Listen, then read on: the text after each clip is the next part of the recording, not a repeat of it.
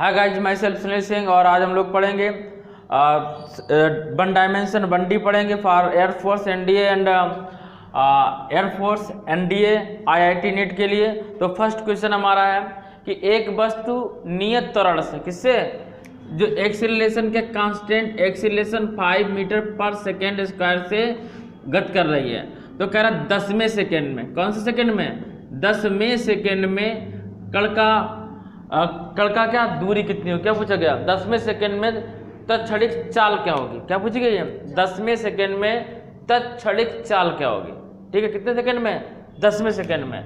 तो सबसे पहले हम लोग एस टी वाला फार्मूला अप्लाई किया। u प्लस क्या फार्मूला है, u प्लस हाफ ए 2t माइनस 1।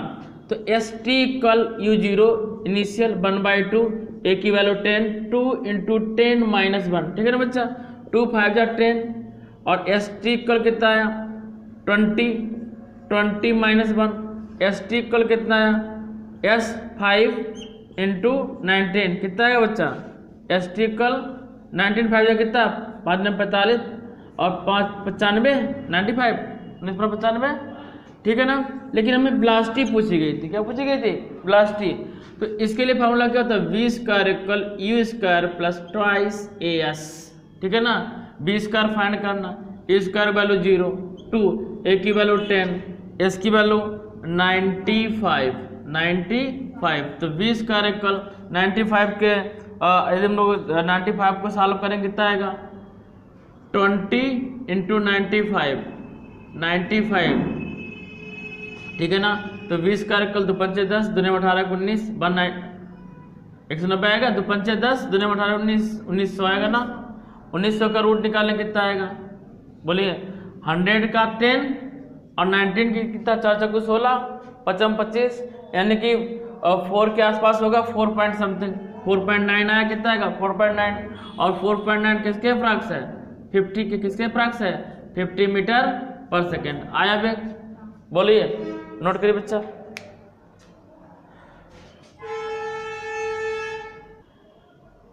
तो बच्चा क्वेश्चन है, एक वस्तु उत्तर दिशा में 6 मीटर तथा पूर्व दिशा में 8 मीटर और ऊर्ध्वाधर ऊपर की ओर 10 मीटर गति करता है। प्रारंभिक स्थिति में वस्तु का परिणामी विस्थापन क्या होगा। मिस इंग्लिश में कहें तो व्हाट इज रिजल्टेंट डिस्प्लेसमेंट।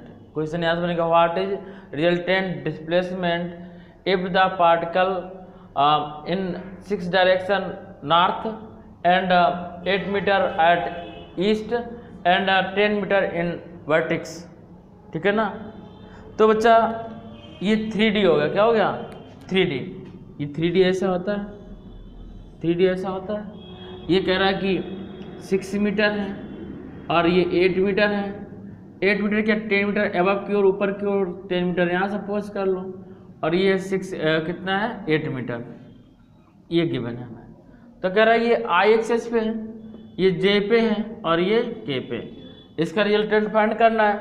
जब रिजल्टेंट फाइंड करते हैं तो Z equal under root X square plus Y square plus Z square पर ले लिया, तो प्लस यहाँ पे लिख लो M resultant plus Z square, ठीक है ना। या आर नोट कर लेते हैं, आर इक्वल एक्स की वैल्यू 6i का होल स्क्वायर प्लस 10j का होल स्क्वायर प्लस 8k का होल स्क्वायर। तो r इक्वल 6i का स्क्वायर मतलब 36 प्लस 100 प्लस 64। तो r इक्वल आएगा हमारे पास 64 और ये ऐड करेंगे 100 हो जाएगा प्लस 100 200। r इक्वल 200 को हम लोग क्या लिख सकते हैं 10√2 कितना 10√2 मीटर। वेरी गुड, नोट करिए बच्चा। क्वेश्चन कह रहा है कि एक व्यक्ति 10 मीटर उत्तर की ओर है, तत्पश्चात 20 मीटर पूर्व दिशा में चलता है, तो उसका विस्थापन क्या होगा। What is displacement if a particle if a person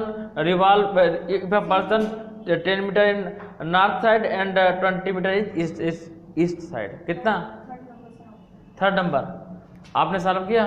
देखो सबसे सिंपल ऐसे भी कर सकते थे, देखिए 10 मीटर उत्तर की ओर और 20 मीटर पूर्व की ओर, ठीक है ना। और ये आया ये डिस्टेंस अगर पूछा डिस्टेंस कितनी बच्चा आप में समझिएगा, छोटा क्वेश्चन पूछ सकते हैं डिस्टेंस कितनी है, तो 20 + 10 30 मीटर डिस्टेंस हो गई।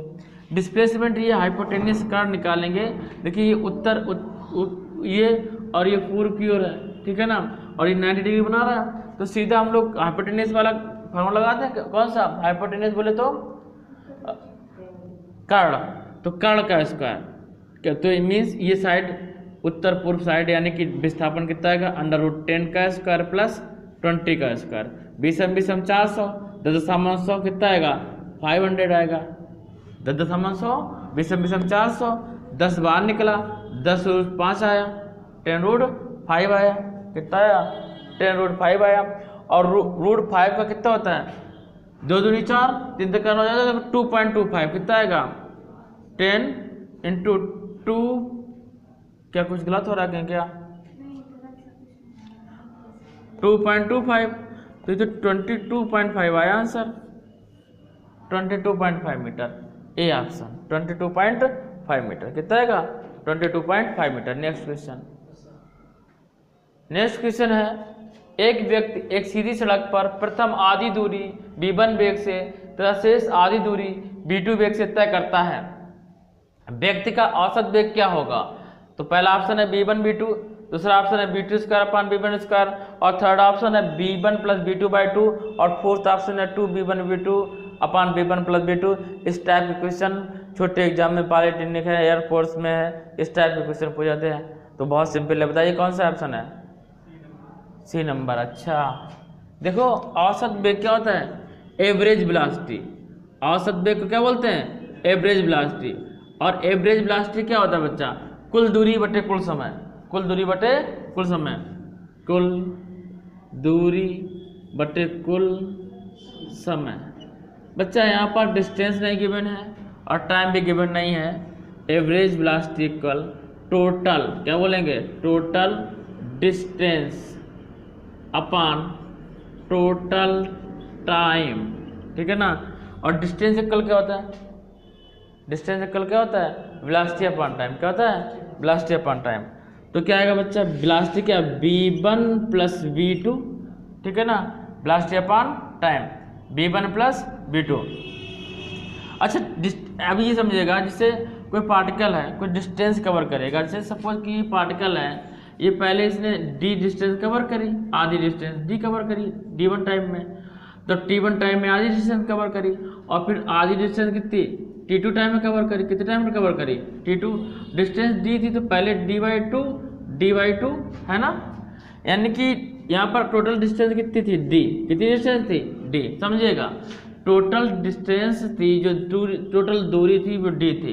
कह रहा कि कोई व्यक्ति t1 टाइम में आधी दूरी कवर करता है, फिर अगले t2 टाइम में कह रहा कि प्रथम आधी दूरी v1 वेग से तथा शेष आधी दूरी v2 वेग से, यानी कि फिर आधी दूरी तय करेगा, पहले आधी दूरी तय करिए फिर बाद में आधी दूरी की है। दूरी कह रहा है, ना समय कह रहा है, ना जब वेलोसिटी बोल रहा है, ना समय बोल रहा है, ना दूरी बोल रहा है, लेकिन हमें ये पता है कि दूरी क्या होगी, सेम होगी, d/2 आती, सेकेंड भी d/2, ठीक है ना।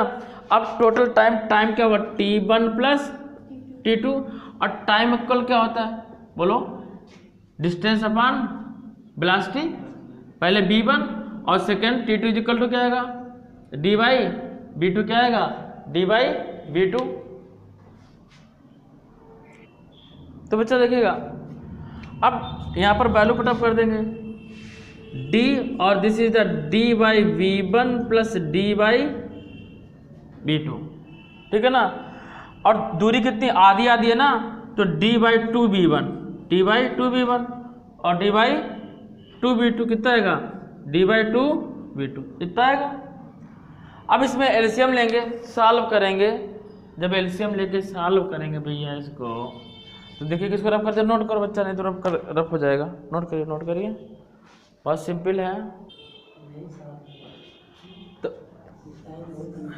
देखिए बच्चा, एवरेज वेलोसिटी क्या आएगी d, और इसमें एलसीएम लेंगे 2v1 v2, ठीक है ना। तो यहाँ पर हो जाएगा dv2 + dv1, ठीक है। d कॉमन लेके कैंसिल कर दिया, ऊपर से d मेन लाइन ही है, d कॉमन ले लिया, v1 + v2 / 2 B1 B2 D से डी कैंसिल, ही पहुंच जाएगा ऊपर 2 B1 B2 बच्चा फार्मूला था B1 प्लस B2, तो याद रखिएगा इसको 2 B1 B2 upon B1 plus B2, that's all.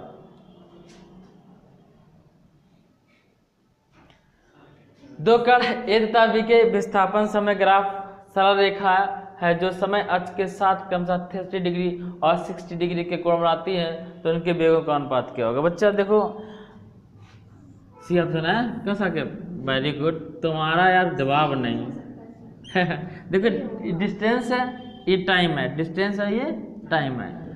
यहाँ पर वेलोसिटी है, हम लोग जानते हैं कि वेलोसिटी क्या होता है, rate of change of displacement known as velocity dx upon dt, ये dx है और इनके जो एंगल है 30 डिग्री और 60 डिग्री है।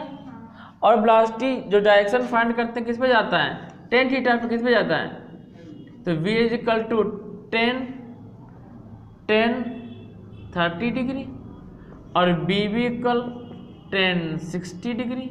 साके में तो क्या मारा है उनको, क्या है tan 30 वैल्यू कितना है 1/√3, कितना 1/√3 और tan 60 वैल्यू कितनी है √3, ठीक है ना, तो ये √3 नीचे जाएगा, तो VA बाई VB इक्वल 1/3, √3 3 आएगा, तो 1/3 कितना हो गया 1/3, डी ऑप्शन।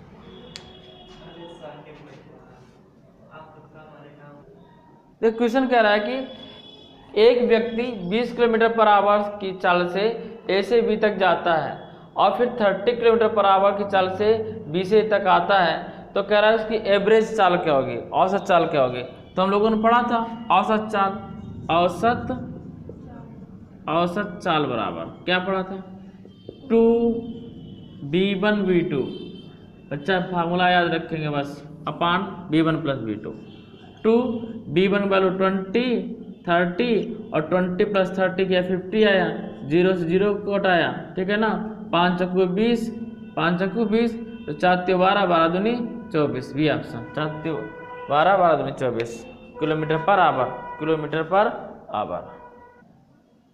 क्वेश्चन है एक कार आधे समय तक 80 किलोमीटर प्रति घंटे की चाल से तथा शेष आधे समय तक 40 किलोमीटर प्रति घंटे की चाल से चलती है, यदि कुल तय की दूरी 60 किलोमीटर पर घंटा हो तो औसत चाल क्या होगी। अभी तक हमने जो इससे पहले क्वेश्चन पढ़ा था वो ये था कि एक गाड़ी ए से बी तक जाने में b1 टाइम लेती है, कितना लेती है b1, मतलब b1 वेलोसिटी से जाती है और वापस आने में b2 वेलोसिटी से आती है, यानी कि चाल दोनों की डिफर हो गई, ठीक है ना। उसमें डिस्टेंस सेम थी, डिस्टेंस क्या थी सेम थी, और टाइम डिफर होगा वो तो तय बात है। अब इसमें कह रहा है कि एक कार आधे समय तक, क्या कह रहा है एक कार आधे समय तक, यानी कि इसमें टाइम दोनों में इक्वल लग रहा है, आधे समय तक, इसने आधे समय तक दूरी कवर की, लेकिन ये कितने किलोमीटर जा रहा था 80 किलोमीटर पर आवर जा रहा था, और फिर आधे समय पे शेष दूरी बची, मान लेते हैं इसने यहाँ तक ये 3 सेकंड में दूरी तय करी, अभी सपोज करते हैं 1 सेकंड में दूरी तय करी, और फिर शेष आधे समय में इसी 40 किलोमीटर प्रति घंटे की चाल से, तो दूरी समान नहीं है, इसमें दूरी समान होगी, जब टाइम समान है तो दूरी समान नहीं होगी, इसकी स्पीड ज़्यादा है इसकी स्पीड कम है, ठीक है ना। तो जब ऐसे क्वेश्चन आते हैं तो इसका जब एवरेज निकाला जाता है, जब औसत चाल इसकी निकाली जाती है कि जब दूरी समान ना हो और समय समान दूरी समान ना हो और समय समान हो, ठीक है ना।